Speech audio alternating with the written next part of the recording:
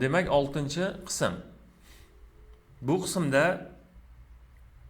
siz bir muhodaradan bir parcha eshitasiz va to'g'ri javob tanlashingiz kerak. A, B, S degan, lekin ichkariga kirsangiz A, B, S ni D'si ham bor bo'ladi. Bu yerdagi oltin qoida savolni tushunishlik. Yana o'sha ko'p tomonlama mana bu insholarda insho debman. Testlarda bitta oltin qoida bor. Hop. Men yuborib qo'ydim, hali ketib bo'lmadi.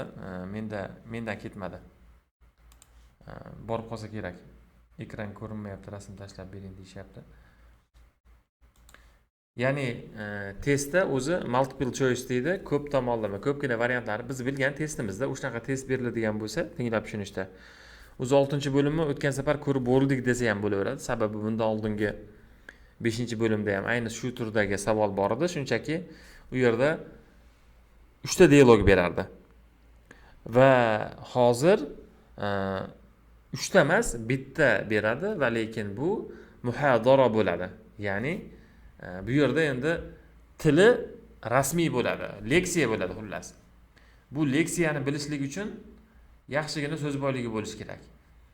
Lekin bor imkoniyatni ishga solgan holatda bu leksiyani ham bir narsa qilib hal qilsa bo'ladi.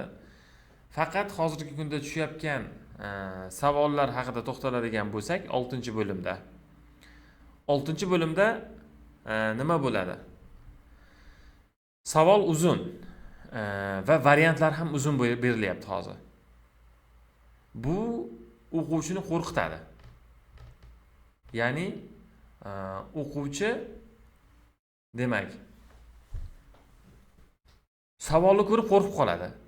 Siz savoldan qo'rqmang va kerak bo'lsa javobni ham, chunki test tuzayotgan odam manaqa xususiyati bo'ladi. Testni qiyin tuzaman degan sari testni kaliti bo'ladi, o'shani ochib qo'yadi. Tuzayotgan odam, masalan, menda ham bo'ladi, ba'zida javobni ko'rsatib qo'yaman bilmagan holatda. O'shaning uchun o'quvchilar savolni qiyinligini ko'rib tarjimasini qila olmaydi savolni, keyin bu yoqdan demak javobni topa olmaydi. Xo'p, mumkin savolni tushunmaslik mumkin, rostdan ham tushunmaslik mumkin. Savol uzun va uni o'qiganiga vaqt yo'q, tarjima qilay desa so'z boyligi yo'q bitta ikkitasini. Chunki endi bu baribir leksiya degani asosan ilmiy katta mavzular beriladi. Buni 100% tushunaman deyishlik juda qiyin. Bunaqa holatda nima qilinadi? Pastdagi variantlarga o'tiladi. Birinchi etap, birinchi pog'ona. Avvalo savolni o'qib tushunishga harakat qiling. Masalan, min asma'il banatil hasana. Masalan, yaxshi qizlarning yaxshi ismlaridan desa, buni tushundingiz deylik yoki boring yana ikkinchisini o'qisa, keyin o'qiyapmiz pastda. Idza iftaraqa az-zawjan, iftaraqa degani masalan bilmay qoldingiz. Nima bo'lyapti bu yerda? Tushkunlikka tushishni boshlashlik A variant, B variant, e'tibor bermasdan pastda A, B, S ni tez ko'rish kerak. Pastda ko'rganingizda ham chiqmagan so'zi turibdi, rodion degan turibdi, tanaffuqa turibdi. Bilganingizcha o'qiyverasiz, harakati yo'q bo'ladi endi. Bu yanfiqumi, yanfiqumi farqi yo'q. Muhim o'sha qaysi harakat bilan o'qishingiz kerak. O'zi yo'da audioda aytadi o'zi.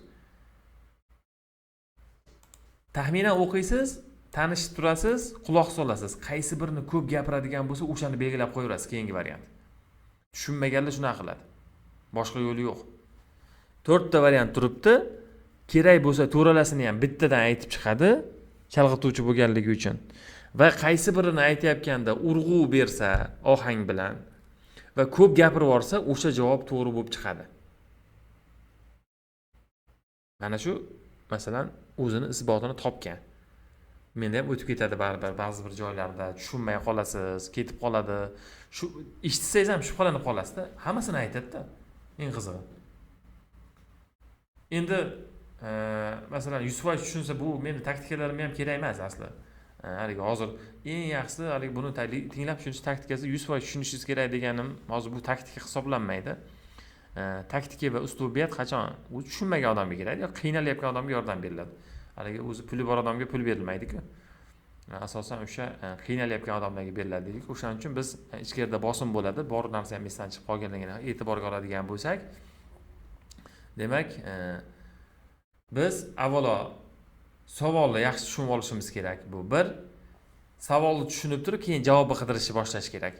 Savolni tushunmasdan turib, pastni nima qilmang. Chunki u 50-50 bo'lib qoladi. Savolni tushunmasdan pastni men boyaga aytgan variantim, masalan, eshitib turibsiz, masalan, yata'allamu tiflu as-sidqa wal amanata min. Aytaylik, masalan, savolni tushunmay qoldingiz.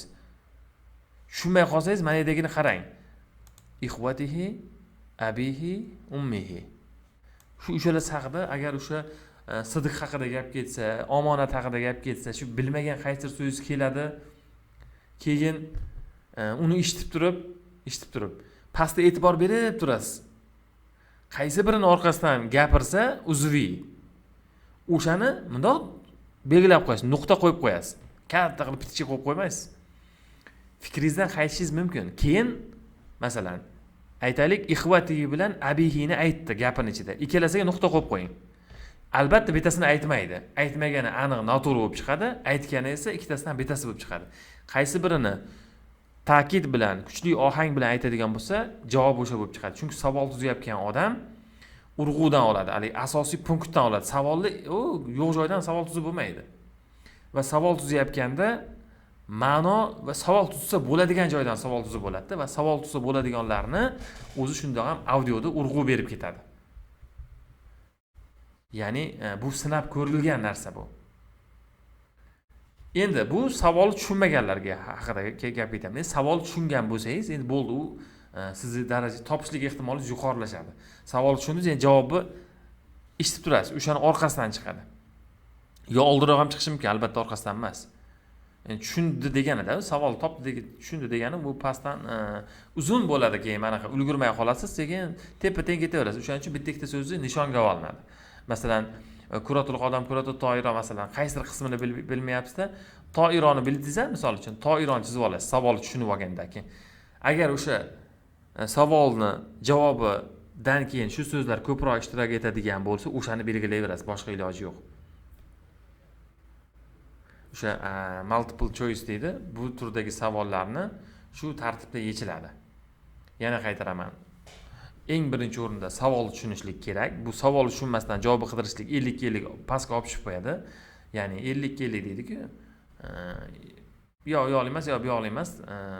Tavakkalga o'xshab qoladi. To'liq tavakkal emas. Bunda ham o'sha qaysi birini ko'p gapirsa, o'shani to'g'ri qilib belgilaysiz. Va keyingi variantda savolni tushunib olsangiz, lekin haqiqiy siz foydangizga ish beradi.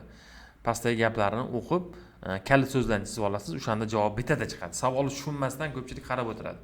Savolni tushunmasdan top bo'lmaydi asli. Va lekin boyagi yo'llarini qilib ko'rsa bo'ladi. 50-50 degani ham har holda yaxshi. 6 ta savol bor. 3 tasi to'g'ri chiqsa yomonmi? To'liq tushunaman desangiz, bu yillar o'tib ketadi. Ular gapini tushunaman desangiz. Masalan, 75 dan 70 olganlar hammasi ham 100% tushunmaydi baribir. Shunchaki ishlash uslubini biladi. Tushunadi, masalan, tasodif bo'lishi mumkin emas. 70 dan yuqori olganlar yoki bo'lmasam C1 olganlar aka tavakkal qilib C1 olib chiqibdi degan odamni eshitmaganman. Lekin har holda bilimi bo'ladi baribir. Shuning uchun lekin ba'zida taktikani ishga solinsa, ularga yetib olish mumkin bu tomonda. Yuqori ball topsa bo'ladi. Erishsa bo'ladi demoqchiman-da. Shunday qilib bizni tinglab tushunish bo'yicha bizni kichkina mini taktikalarimiz tugadi. Bundan keyin biz o'sha